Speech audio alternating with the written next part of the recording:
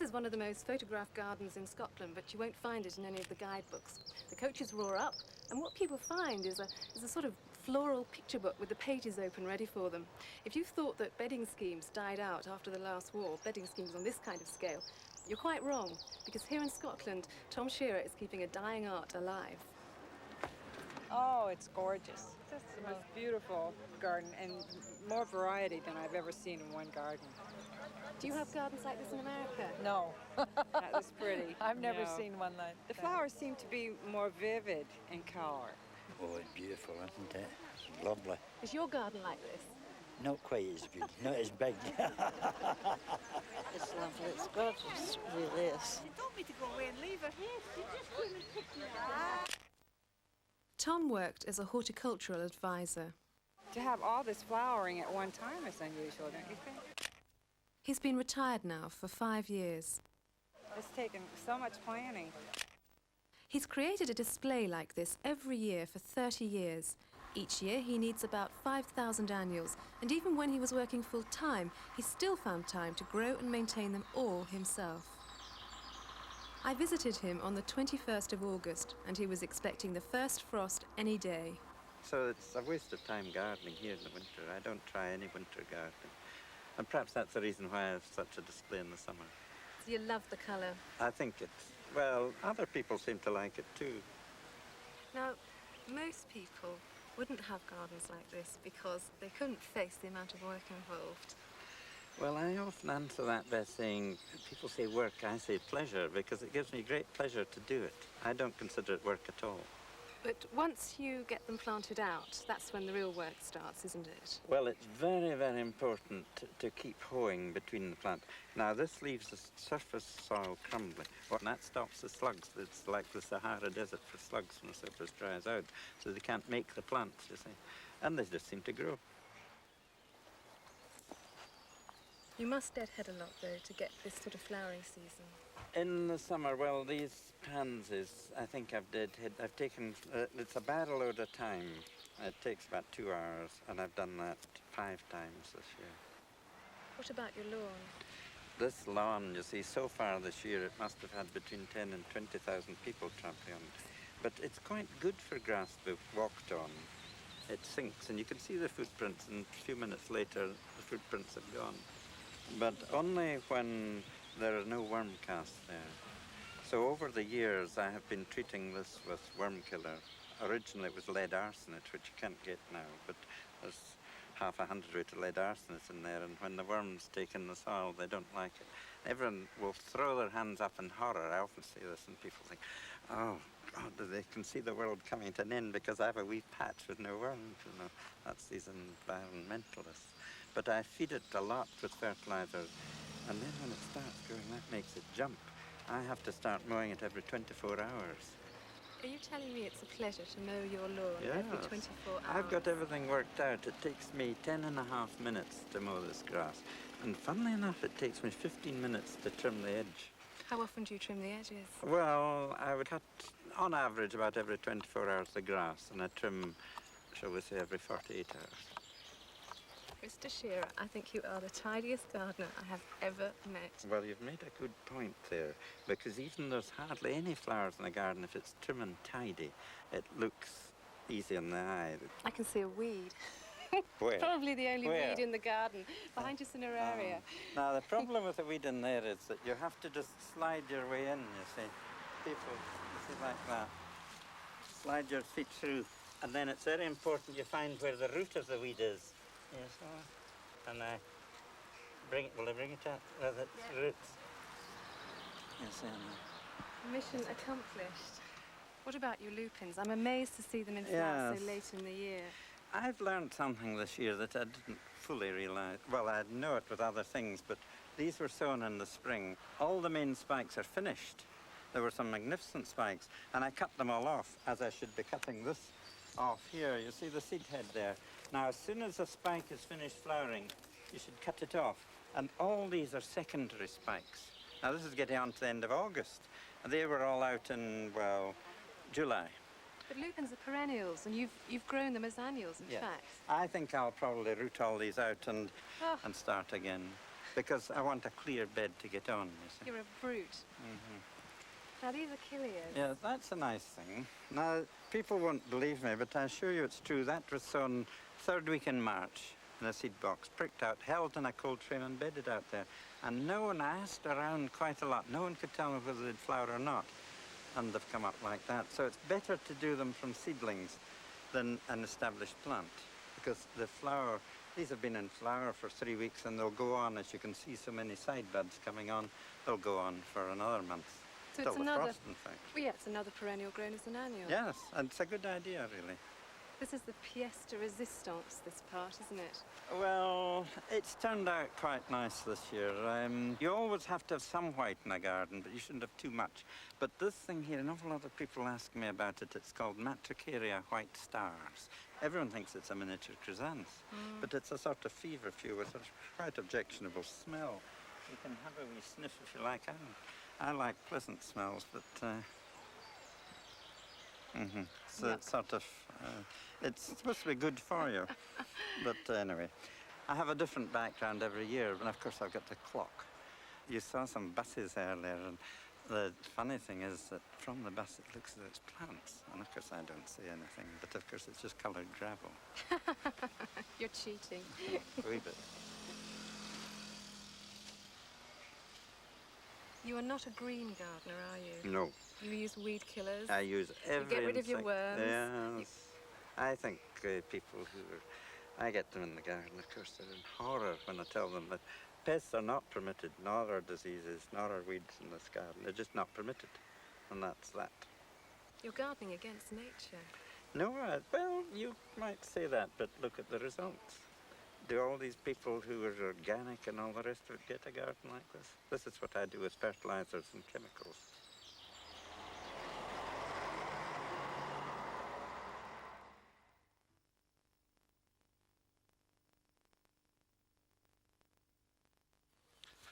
I've been busy planting out my hardy annual border, and I find this method is really very successful. I sow them in these modules and raise them just in a cold frame. You don't need any special equipment. But the one big thing to remember when you're planting these out is that anything grown in modules must be really well watered before you start planting. And then they can just go out in these fairly large informal drifts. Set in like this. And one other thing to bear in mind with hardy annuals is that you don't want too much fertiliser. If the soil is too rich, you'll get a lot of growth at the expense of flower. So I don't put any fertiliser on here at all. But they'll soon be away and looking as good as they did last year. Of course, the normal way with hardy annuals is to sow them direct in the soil, and nothing could be easier, though they will flower just a little bit later. All you do is just scratch some shallow drills with a bit of stick and sow them into it. And these are marigolds that I'm putting in here. Do them fairly thinly. And then just cover them over with the back of a rake. Just tamp them down and thin them out to about 6 or 8 inches apart when they come through.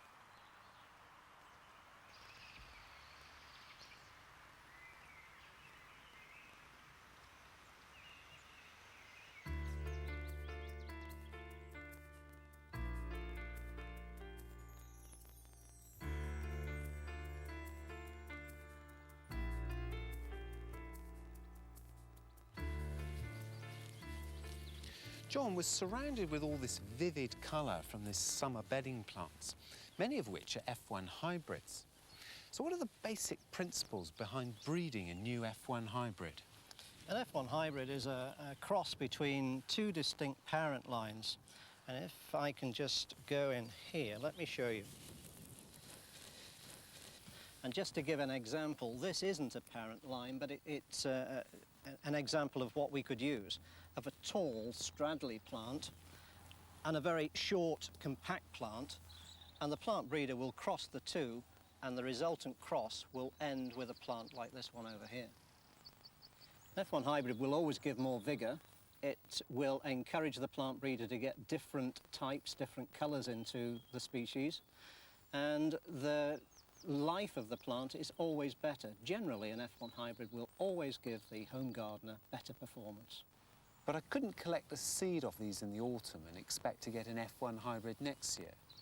No, you couldn't, because the seed would revert back to one or other of the parents, and usually it would be the most dominant parent, which in most cases will be the most ugly. So why are F1 seeds so expensive? When the plant geneticists has put the cross together, the crosses go out to places like Kenya and Guatemala, where we can produce seed right the way through the year at different elevations, and the seed is all hand-pollinated. So the reason it's expensive is because of the hand labour involved. So these are the trial grounds where the plants are put through their paces. Yes, they are. Here we have about 2,000 different lines of bedding plants.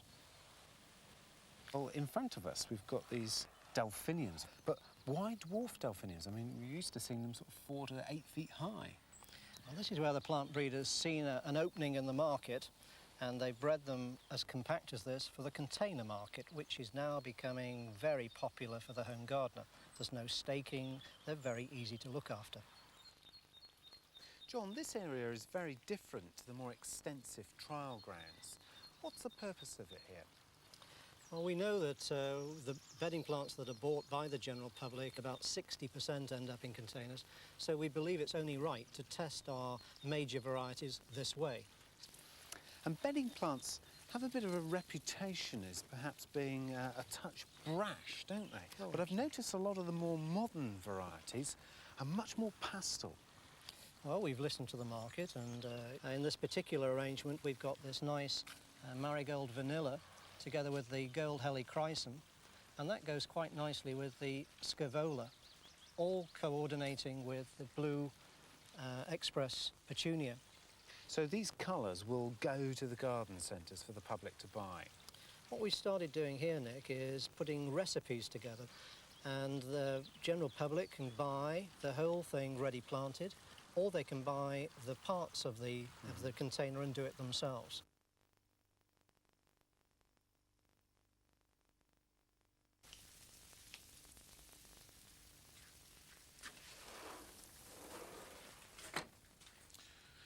Now, these are called primed seeds, and they're available to gardeners now through the seedsman's catalogues. What's happened is that the seedsmen have started them into germination and then stopped them, and when you buy them, they're absolutely raring to go. Now, they cost you about 10% more, but for some things, I think they're quite well worth it. We've been trying them, for example, with geraniums. Now, these are primed seeds, and you can see 5 good seedlings there from 5 seeds. Here you've still got 5 seedlings, but they're not nearly so good. In this lot you've got 5 seedlings in the primed seeds and only 4 here. Now that means that if you're only getting 80% germination, the geranium seeds are quite expensive because they're not cheap in the first place. Now the other great advantage is that if you want to get geraniums into flower by June from seed, you've got to start really in January. But with prime seeds, you can start in March, and of course that saves a lot of heating costs. Now we've found another unexpected advantage too. With very tiny seeds, like begonias for example, well, you can see here that the compost tends to get covered in algae. And because they're slow growing and very small, they really struggle through that algae. Well, this is the prime seed trial. They were both sown at the same time, about 10 days ago, and you can see with this one that they haven't come through at all yet, and yet already there's algae growing on there. Whereas this one, sown at the same time, you've got really good, strong plants, and they will easily be able to cope with that algae and grow into good plants. Well worth the extra 10%.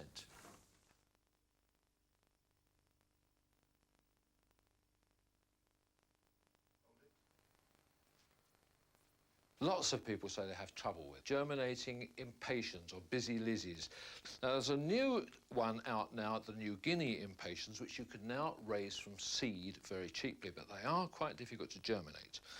The problem is, first of all, that they need to be in contact with the compost all the time to keep them moist. And they also need light to germinate, and that's a problem. So what I do is, instead of sowing them on the top of the compost, I make little furrows like this and sow them in that. Now, you don't get very many seeds for your money, I can tell you. So tear open the packet and be very careful how you sow them into those little furrows, nice and thinly, like that. Now, they need light for germinating, so instead of covering those up with compost, cover them with a little horticultural vermiculite. It doesn't really matter much how much you put on, because they'll soon grow through that, and of course that will allow the light to go through as well. Water the compost before you sow. Afterwards, put on a piece of glass like this. If you put those onto the heated bench or into a propagator to give them a temperature of something like 60 to 68 degrees Fahrenheit, they'll soon start coming through, and they'll produce some nice sturdy little seedlings like these. It's a method that's almost guaranteed to work. So suddenly they're only 15p a piece, which is much cheaper, and they'll grow very shortly into beautiful plants like this. There's a whole range of superb flower colours as well, and that will give you some good pot plants.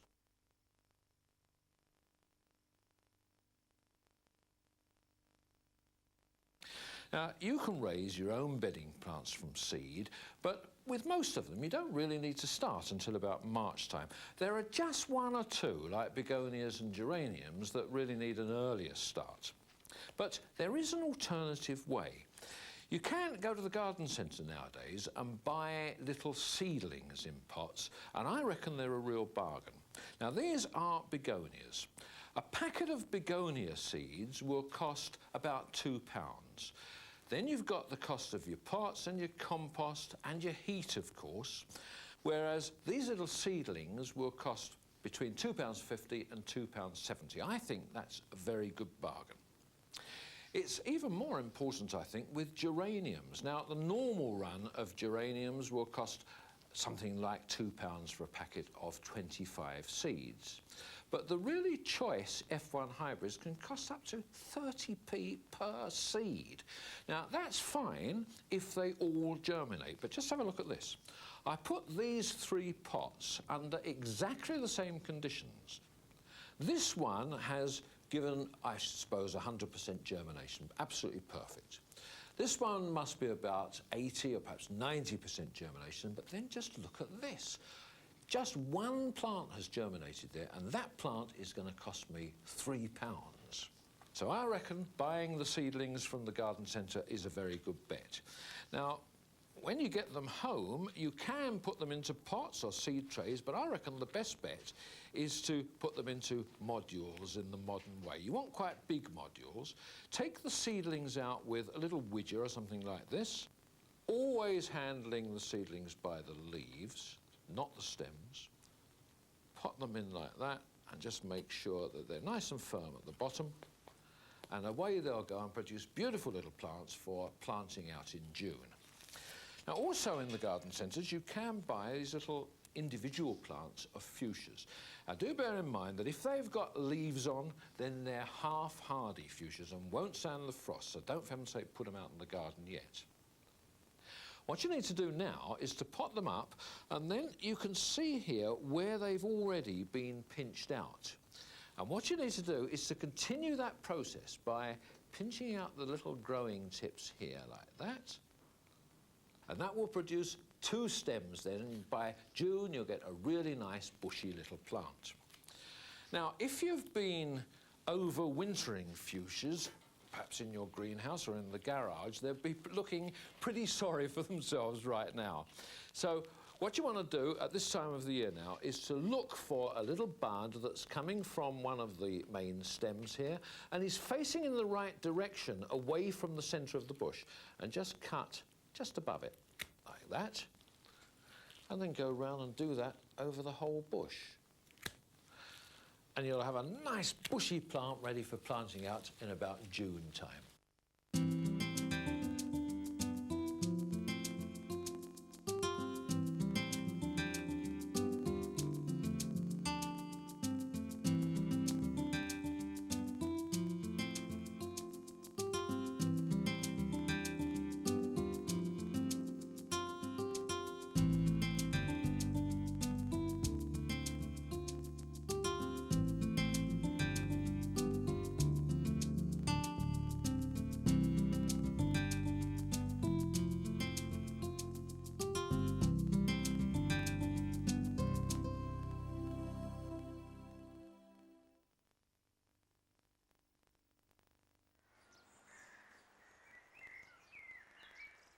Of course, gardens are all about plants, and I feel that even the necessary hard areas like the patio and indeed the walls of the house need to be improved and softened with plants. And you won't get better summer colour than from half-hardy annuals and perennials. They look terrific in containers, and now's the time to plant them, so I'm doing my baskets. Now, the first thing is to choose the right container. A container like this is okay for perhaps a trailing fuchsia, but it has no holes in the sides. So I prefer the good old-fashioned wire basket, and that can build the basket into a complete ball of colour because you can plant through the sides. Now, I would normally line with moss, but moss, I understand, is now getting over-collected and therefore scarce. So I'm now using these coconut fibre liners, which fit in quite nicely and look quite good too. And a little piece of polythene in the bottom will avoid too much watering. And then I put a bit of compost in. Now, the compost that I use is soil-based because soilless compost tend to dry out a bit too fast. And you just want to, I suppose, about 3/4 fill it. Now, you choose a tall plant for the middle, and where are we? I'm choosing a geranium for that, or pelargonium to the more botanically minded. And that will stick in the middle there. Don't worry about the fact that it's sticking out of the compost, because we'll fill it up later. And then fill round with slightly shorter plants, things like these petunias, choosing colours, of course, which go with the geraniums. Just about 3 of those, I would say, in there. It's going to look really rather splendid. Right, and then we can get a little bit more compost in around those plants, ready for putting in the final layer. And the final layer should be mainly trailing plants. You must leave some space for those.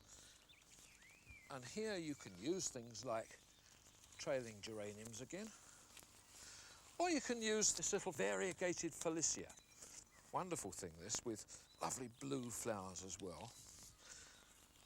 And perhaps a trailing fuchsia or two. In the front here. And then around there you can get some smaller trailing plants, things like these trailing lobelia will go in all around. Now, we want to get some plants in the sides as well. And you do this by simply cutting a slit through the liner, and it isn't a difficult thing to do with a knife, like that. And then you'll find you can poke the lobelia through. This looks a little bit vicious, but just poke it through into the compost like that so it's hanging out. That will grow away perfectly well. And when you finish round there, the basket will be ready for hanging up. I always, before I start, remove one of the chains, but make jolly sure that you get it, A, in the right place, and B, that you just tighten it up with a pair of pliers, otherwise you could have some accidents with that. And now it's ready for hanging up. Now, they don't need watering every day from now on, but in 3 or 4 weeks' time, there'll be a complete ball of colour.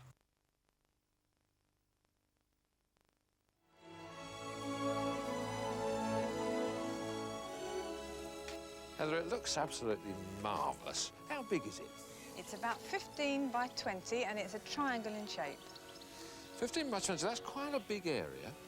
And with seed anything from, say, 60p to a couple of pounds, that must be quite an outlay. You'd be surprised, but it isn't, Jeff, because a lot of the plants self-sow. So once they're there forevermore. So this is a mixture of hardy and half-hardy annuals? Yes, it is. And it's the hardy ones, obviously, that seed themselves? They do, and there are several of them which do this very successfully. What sort of things do you use? One of my favourites is the Escultia, the Californian poppy. We have 3 colours. The yellow one, which everybody knows. Then there's this lovely pink form. That's a beauty, isn't it? What a lovely colour. It is, isn't it? Because it crosses with the others, we get a range of colours. You get a soft pink, and you also get the darker pink. Isn't that nice? And then we have the cream one. And the cream does cross with the orange, so you get a range of orange colours too. And we like this ferny foliage because we can grow other plants through it, and you get a bigger range of colour. Yes, it's very nice, that, isn't it? And I like the way they spill over from the border actually into the gravel path too. That's Echium, isn't it? That's right. It's a fabulous plant. I love the 2 colours of the flowers, the pink and the blue. Next to it, the alyssum. That's self-sown. It gives colour very early in the year, and then as the plants go over, there are more seedlings in the gravel to carry on the display right through to the autumn. So you get all those for nothing, but you can't do that with everything because you've got some half-hardies here too. Well, we have a good try, Jeff. We saved the seed of the Nicotiana. I particularly like that tall form. It's so beautifully scented in the evenings. And the Cosmos, we saved that as well. I like that single pink form rather than the mixed variety. I think the colours mix much better with the other plants. Well, I'm determined to catch you out somewhere, Heather. Now, you've got some begonias down here. They're F1 hybrids, and you can't collect seed from F1 hybrids. This is quite right, Jeff. In fact, here in April, or even the beginning of May, I go out down to the local garden centre and I buy 2 or 3 strips, as much as I need, bring them back and pot them up into 3.5-inch pots and grow them on till I'm ready to plant them. Why don't you raise them yourself on the windowsill? Well, we could, but begonias do need a lot of heat in order to germinate, and the amount of messing about this would entail, at that time of year, we haven't really got the time. What about the castor oil plant? This we do raise from seed ourselves because we can't buy them locally. We sow them in heat in February because they need a long growing season in order to achieve a nice big plant to plant out. This gives us a lovely foliage effect for the season. They really do look great, don't they? But of course they are poisonous, so not a good plant perhaps if you've got very small children. You also grow a few tender perennials here and there, like these Argyranthemums. I love them. Unfortunately, when people learn that they're tender, they don't want to know, but they'll go out and buy geraniums. These are so much easier to grow. All you need to do in the autumn is to lift the plants and keep them frost-free for the winter and take fresh cuttings in the spring. Once you've got them, you never need to go out and buy another one. That's perfectly true. This Helichrysum, that's a tender perennial too, isn't it? Yes, that's a lovely one called Dargan Hill Monarch. You can treat that exactly the same. And it has the bonus of these beautiful, everlasting flowers. I've got a pot indoors that I cut in the autumn when we lifted the plants, and they still look as fresh as the day I cut them. Well, the whole border, Heather, looks wonderful right the way through the summer, but what about the rest of the year? In the autumn, when we lift the perennials, we plant wallflowers and tulips. They stay through the winter, and then in the spring, we lift them out, and we start all over again. But when we lift them out, we do make sure that we look for the seedlings that have been overwintered so that we don't lose those. So the whole thing really is self-perpetuating, isn't it? Well, I must say, Heather, this is not only a fine example of good gardening, but it's also a masterpiece of economy.